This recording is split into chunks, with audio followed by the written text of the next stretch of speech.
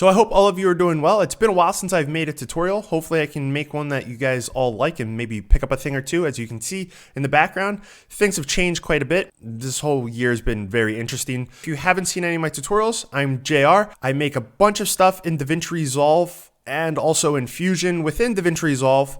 Today we're going to be specifically making something in Fusion, and you've seen the title. Here is what we're going to be making. It's just some text in Fusion, and then we add this like block effect, and then we creatively make a way to reveal that with a whole bunch of motion blur blocks. I will have these files available within the channel membership. You can grab them there if you're interested.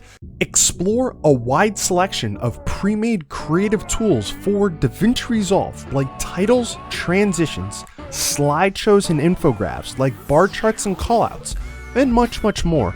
Link in the description for more information. It's been a while since I've made a tutorial. So if we take a look at this quick, this is my cache version. You can see that there's a lot of motion blur. Random things are showing up. Almost none of this was hand animated. Random pieces that are showing up. There's some motion blur in here. I have two different colors, as you can see. Let's get to a frame that isn't all blurry. Here we go. We have two different colors. We can see that we got this like block effect going on. The text actually doesn't look like, or the font doesn't look like that. I'll show you how to get that effect. And then the secondary color that also is added in there as well. If you've never made anything in Fusion, and we're working with DaVinci Resolve 16 here, you're just going to right click in your media pool and you're going to go to New Fusion Comp. Now, if you're working in a different frame rate, because maybe you're in a different country or you're just working in a different frame rate, that's perfectly fine. The biggest thing that I want to say here is my timeline is going to be set up for 2997. If you're working in 60 frames per second, just know that when I move my playhead to frame 150, yours is going to be frame 300, right? Because you're going to be playing double the speed. So it's just something to keep in mind if you're trying to play, follow along exactly the way. You're just going to have to make a couple of little changes there, as well as, it's your own project. You can kind of figure out timing for your project here. But all right, so by default, it's going to just have 5 seconds in here. You can pick your frame rate.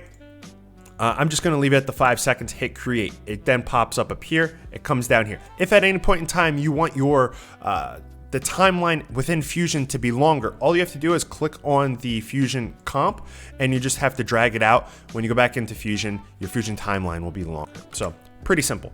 Next, let's jump over into Fusion. As you can see, I had two different Fusion comps on there. My playhead was on the second one, so that's the one that it throws me into. If you get lost and your Fusion comp has a lot of stuff in there, you want to jump over to the correct one.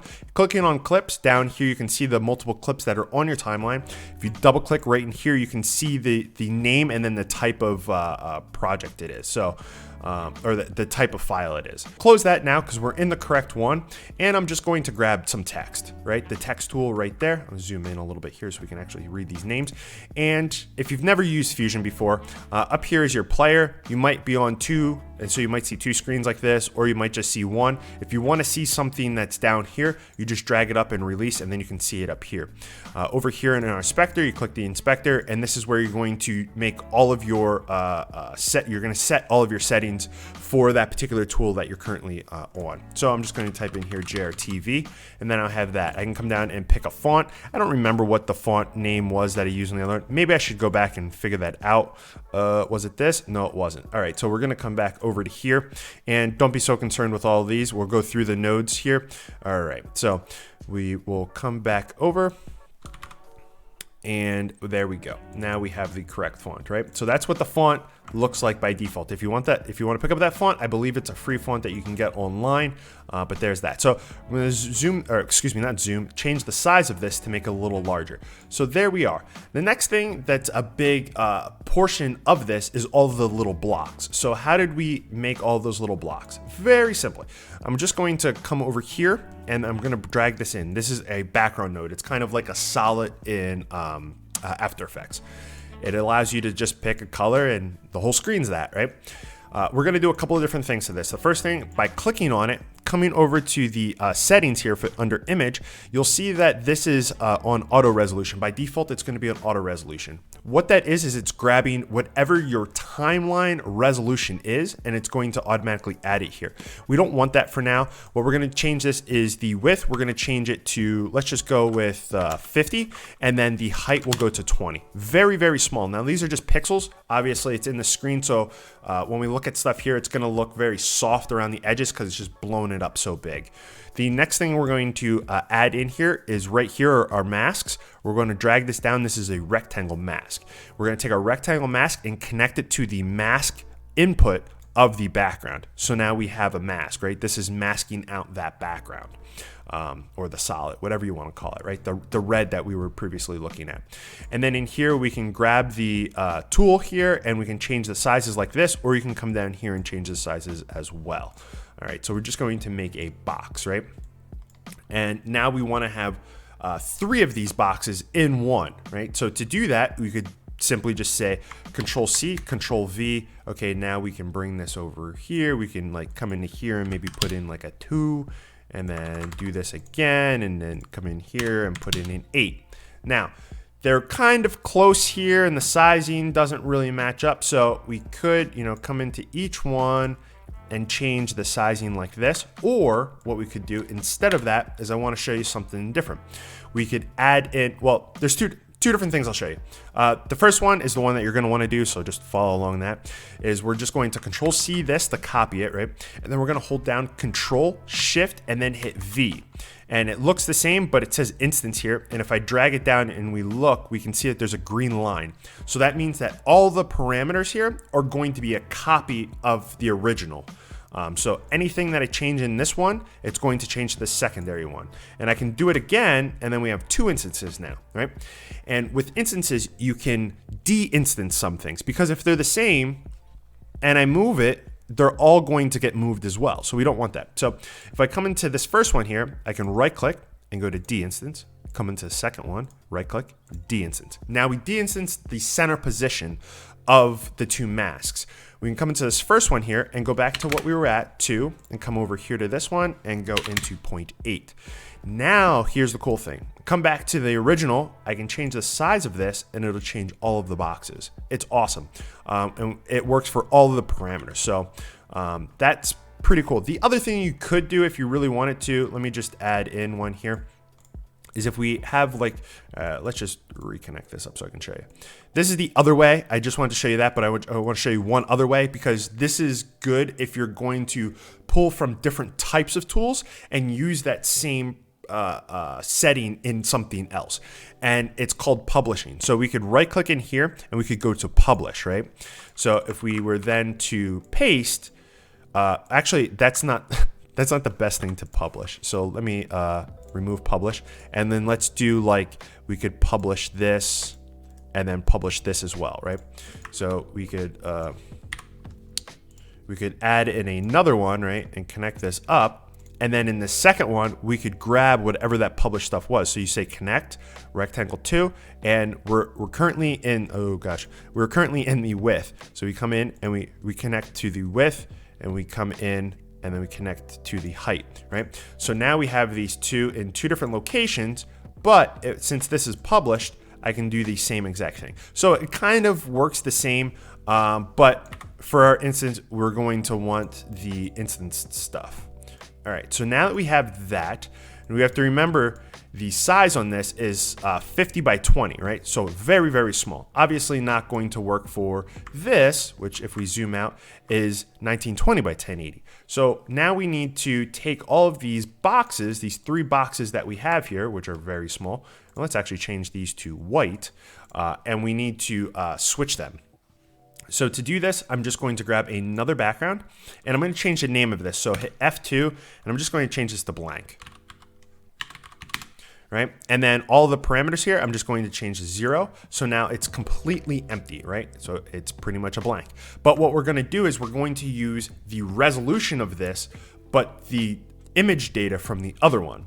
So to do exactly what I just said, we're going to go from the background to the blank. So we're dragging from the background to the blank output. What this is going to do is automatically add in a merge. Now you could come up here and you could grab a merge, but then you would have to connect it. So by doing that, it eliminates some steps. So if we weren't doing that, we were dragging it down, we would have to add that to the background, add this to the foreground. It would do the same thing. Or we can just do this and it eliminates those 2 extra steps of adding the connector. And it connects it up how we want, because we want the background to be on the, we want this background node of the 3 dots to be on the foreground connector of this merge. What the foreground connector does is whatever comes in through the foreground, it then adds that image to whatever the background image is. Currently the background image is blank. So all we have, if we view this, remember you have to drag up to view, is we just have those 3 dots. But this merge, all of the settings in the inspector dictate how we add that foreground image to the background. And there's something cool that you can do here. In edges, we could do mirror. So the top will get mirrored, the bottom will get mirrored, the left will get mirrored, the right will get mirrored. So we do that, boom. Now we have all of our boxes. Something good to keep in note, because then you can add like really cool like textures or patterns. Like I said, you can make these, they don't have to be boxes. You can make circles, you can make stars, you can make whatever you want. All right, so now that we have that, the next thing that we would want to do is add in this, this element here of the text. But if we were to add this in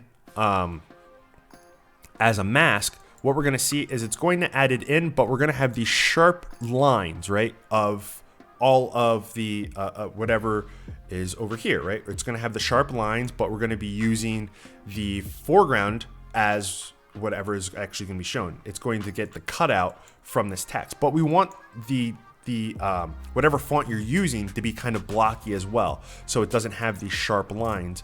So to do that, and this is what actually made me make this project, is because I'm trying to use tools that I never would really use for anything else, and that is an actual blur. So what we're gonna do is click on the back, or the text here. We're gonna hold down shift and then hit spacebar, and then just type in here blur. And we're gonna go down here to the mosaic blur. And what that does is, we'll just show it here, is it's the blur that you would like blur like license plates or faces, right? It makes everything blocks with using color data and averaging. All we're gonna do is turn up this frequency. So let's try like 130. And so now we have these blocks, right, for the font. If we view it now, it's kind of okay, but let's put this onto a black background and I'll show you why it's just kind of okay. If we look at this, we have some of the blocks that are like a lighter gray and some of them are solid white. And we don't want that. We want everything to be solid, right? And not just be kind of there, but kind of not there. So to do that, we're gonna click on our merge and we're going to say how the mask that we are using, how that affects the image. So if we come over here, or how we I don't know the exact term that I want to use here, but how do we limit the data? When is it, if it's a 0, currently, if it's a 0, it'll stay a 0. If it's a 1, it'll stay a 1. If it's a 0.5, it'll stay as a 0.5. What we want to do is we want to remap all of that. So if it's a 0, it'll stay a 0, but if it's a 0.1, it'll be a 1 instead of a 0.1, right? So that we don't get these like half on, half off. So to do this, the low will be 0.01 and the high will be 0.01. We do that, and now we will have solid, but we now also have the blockiness of that blur that we added on there. So now they look a lot different. So yeah, so now they look a lot different. Let me show you the side by side here. Let me, so this is how one is, and this is how the other is. I think that the blockiness really adds in a little bit more than the sharp edges. So that's why we ended up using that blur. So now that we have that blur added, or we have everything added on there and everything as a solid color, next we can add in some color and we can add in those animations that we want to use. So to do all of this, I'm first going to grab another background and we're going to pick a color. So let's go with a blue, right? And we also need to add in some masks for how we want to reveal this. So to do that, I'm just going to add in a rectangle and we're gonna connect that over. And in this rectangle, we're going to kind of work with the width, and we're gonna change the width and the sizing of the width. So we're gonna start with our playhead, bring it all the way over. And this is the only like actual keyframing that we have to do that I can remember. We're gonna come all the way over, and we're going to keyframe here, and then come like halfway in, and we're going to keyframe this as well. So let's make this like 0.5, or let's do like a 0.3. All right, so we do that, and next we want to add in some motion. And the easiest way to do this, instead of keyframing a whole bunch of stuff, is we'll just right click in here and we'll add in a modifier of a shake modifier. Okay, so in here, I want this to be like, so right now, if I used to play this, it kind of moves around like that. It doesn't jump as much as I want to. So smooth this, we're gonna move it way down to like a 2. And now we got it going all over the place, right? And as it's progressing, it's getting bigger. So now we have that, it looks pretty good. The next thing that we are going to want to add in here is a couple of others, right? So I'm just going to click on this, Control C, Control V, Control C, Control V. Now that we have them in, I'm going to go into each modifier and just change the seed so that it's in a different position, but they're doing all the same thing, right? They're all doing the same thing. And then we can get to a point like right here where we get, we'll just make one of them. I'll just keyframe that and come over one keyframe, go like that, and make this 0.5, 0.5, right? So it's in the center, and then it will never move from the center. And then we can also come over to the tool, and there's just this one that goes into center. And once it gets here, I'm just going to keyframe there and come over, and this is just going to be a 1 and a 1. So that will be like the full reveal. So we'll have them like that, and then at the full reveal, right? Next, I'm going to bring down a channel boolean, and we're going to connect this into the background and connect this to the mask as well. And then we're gonna go from over here, oops, that didn't go into the mask, and then come over here and go into the foreground. So now we have that. So now we can see they're all sort of showing up, right? But you can see we have a couple of like little blocks here. So to change that, we're gonna click in here, come over, and we're gonna go multiply, right? So that they have to be over top of each other. And now we see we're starting to add some animations in here. I do not like this color at all. There we are. So now we're getting some type of an animation in there, right? And that's pretty good so far. The other thing that we wanted to add in is another color. So I just grabbed down another color, and from here, right, from this channel boolean, I'm gonna go into the background, or excuse me, into the mask of this, and I'm just going to change the color, right, to another color. And we can then connect this into here, and now we have both of them, right? But right now, this is just the, this is coming in, and this is just being the foreground, so that's why we only see this as a color. I'm gonna click on it, Control T to flip them. So if you watch down here, Control T flips them, and it flips them back. I'm gonna click on the merge, and I'm just going to ever so slightly shift it. Oops, let's zoom in a bit here. Ever so slightly shift it, and now we have that look that we were having from the other project. And you could, you know, if you wanted to get a little bit on the bottom too, you could do that as well. I think just the one side, just revealing a little bit, looks pretty cool. Okay, so now we have that, sort of like jumping all over the place, and then it then reveals it, right? To make this a little cooler, because I was like, all right, that looks all right, but I want some more dynamic, organic look to it, is now I'm going to add in a transform. So just grabbing from here, dragging it down, a transform. From this merge, we're gonna drop that right in. And now with the transform, what we're doing is whatever our input is, we have all these controls to manipulate the whole image. So I'm going to do pretty much the same thing that I did before. I'm gonna come into here, and we're just going to come into shake, right? And now the whole beginning here, so we'll get to about right in here, and I might come over to about there, is we're going to be adding in the shake effect. So the reason why I came over to here is because I want to add a keyframe in here for this to be 0.5, 0.5, right? And I'm going to come back 1 and make this 0.4, 0.6. So what this is saying, the minimum and then the maximum. And because we have this on the center values, for perfect center, it's 0.5 and 0.5 for the X and Y. And because I made it 0.4 and 0.6, it's only going to be able to go that 1 point, positive and negative, to jump around, and it won't be off screen anywhere, right? And then we can turn this down to, let's do like a 0.3. So now we get this kind of over here, we get it jumping around. If you see the box, it's jumping around, right? To add an extra layer to this to make it still look even more organic, because right now it looks a little robotic. If we come over back to our tool, come over to settings, we can come into motion blur and change this up to a number that looks a little bit better. And now when we move this around, we're getting a little bit of that motion blur there. We can actually turn this up a bit. All right. And if this was to sit on a black background just for now so we can see, we can get a little bit of that motion going, right? And remember, all of those other things that we were working on are also adding into this as well. If we don't like how much this is like blurring, we can always come in and change our shutter angle to something less. I'll divide that by 2. Just so we have a little less of a shutter angle there. And shutter angle is the same as shutter speed, but in the film world, it's referred to as shutter angle. So pretty much same thing. Now we have this like really cool looking effect.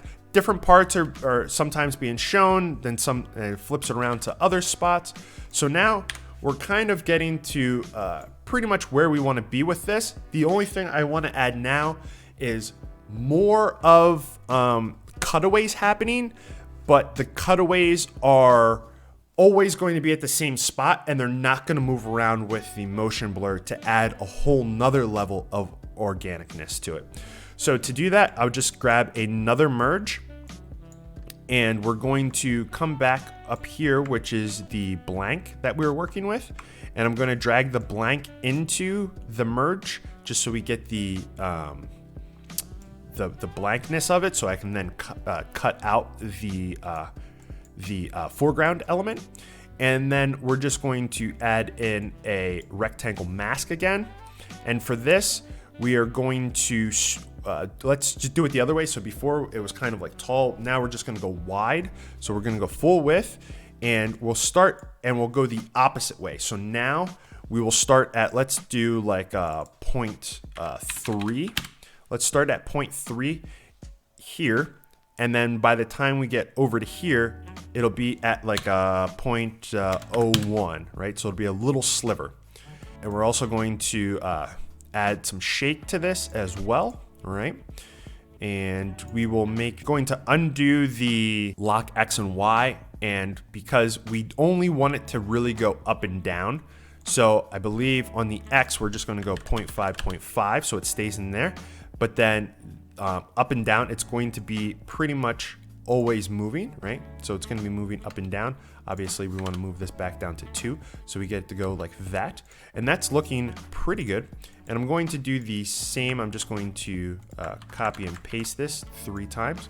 Come into each one, change the seed. The seed is how it's going to calculate the randomness. And if it has a different value, obviously when it does its calculation, it's going to calculate different each time. So now that we have it like that, I'm going to come over to the mask and do an invert. So only those particular areas are cut out this time. Instead of being shown, those areas are being currently cut out. So if we look at it here, hello, they should just be cut out.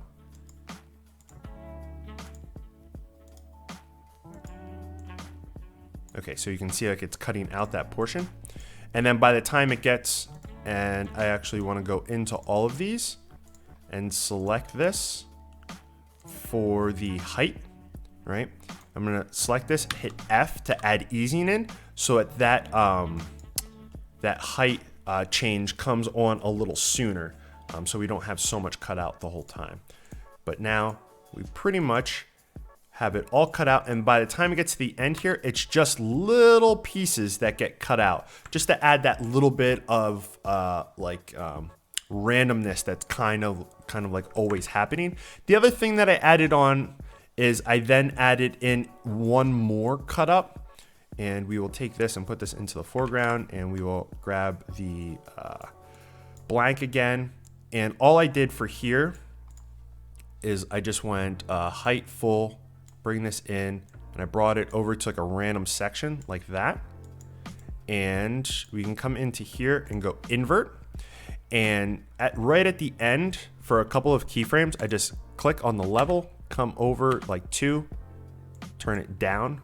Ooh, that went the wrong way. Let's try that again. Maybe I came over here. Okay, yeah. So, and then I came in and no, that's not how this is gonna work. So this is gonna start as off, and then we get to 130, we go boom, come over 2, turn it on so it cuts away, come over like a couple more, come back on, and off, back on, right? Just so it's like a little flicker that happens over there. Yeah.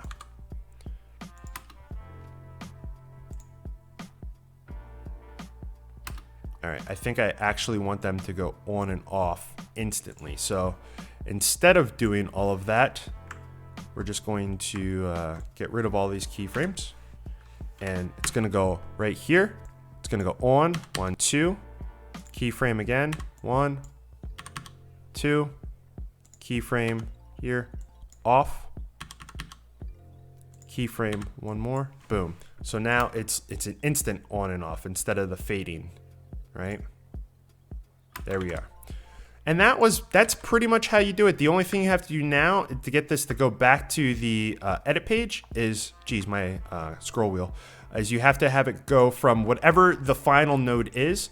You just have that go right into the media out, which the media out will then send it back to the edit page. So now if we come back over to the edit page, I just realized that this one's longer. That's 6 seconds and this one's only 5, but whatever it may be. Then we'll have it here. One thing I have on, if you come up to playback, I have smart cache on. So what that's going to do is once it sits for 5 seconds, it'll then start, as you can see now, it's now caching all of that. So that will then put it into an actual file that goes onto your hard drive. And then when you do like playback, it doesn't have to crunch all the numbers for all of the different things that happen within that Fusion comp. It's just reading a file like if it's a video file.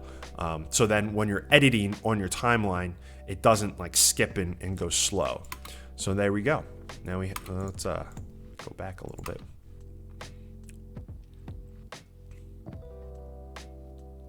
So that's pretty much it. One thing that I noticed is the shaking on here is a little intense. So if I wanted to pull that back a little bit towards the end, is I could come into my transform node, because remember we added in keyframes, right, for going across so that it would stop, right? So what we could do instead of that is we could bring this back a little bit, so like somewhere here, and let's show or see this. Zoom out. Let's make some more space in here. Where's our playhead? Right there. So we bring this out, and we can take these 2 keyframes, holding down Alt so that we can't change their values, but we can change their timeline. We will now have it work its way down to start to go slower. The other thing you can do is highlight here, hit F, which will do the flatten, and if you hit T, it'll allow you to add in easing. It's very hard to see because these numbers are so small, but it is adding it onto there. As you can see, they start to like curve down like that. So let me have this cache again, because since I made the change, Fusion will let Resolve know that that's an out-of-date cache, and then that line will go red again, and then it just has to calculate everything out again. And then once I have it fully completed here in a couple of seconds, we'll then watch it, and it should go all chaotic, but then the chaos should start to slow down, and we'll still have stuff jumping around, but the chaos of it skipping around on the screen will slow down a little bit until it, you know, comes to a complete stop. So I don't know if you notice a difference. There is a little bit of a difference. It kind of starts to slow down a little bit, a little quicker. But yeah, that's pretty much it. I think like maybe the colors the other way around looked a little bit better. So we could change the colors. We have these two here. We can come into this one and maybe change the colors up to something a little different. Maybe the colors that I was working with before are probably might be the best colors to use. You could come up with better colors, but yeah. So there we are. Yeah. The other thing too is if you wanted it to show a little bit better in here, you just have to make that separation between the two to be a little bit more. So right in here, if we come over here so we can actually see it, we could make that separation. Oop, not that much. There we go. Make that separation a little bit more and make those make that color in the background stand out just a little bit. But yeah, that's pretty much it. So yeah, that's pretty much the project in a nutshell. I will have these files available within the channel membership. You can grab them there if you're interested. But yeah, with that being said, I want everyone to stay safe. I am now live streaming, which is kind of different. It's interesting. Hopefully I can make more of these videos here in the near future. If you have ideas, I'll probably have a video asking people for different suggestions on kind of stuff that they would like to see now that I'm kind of back into this full swing and hopefully going to be making content on a more regular basis. So with that being said, my name's JR. Thanks for watching. Stay safe.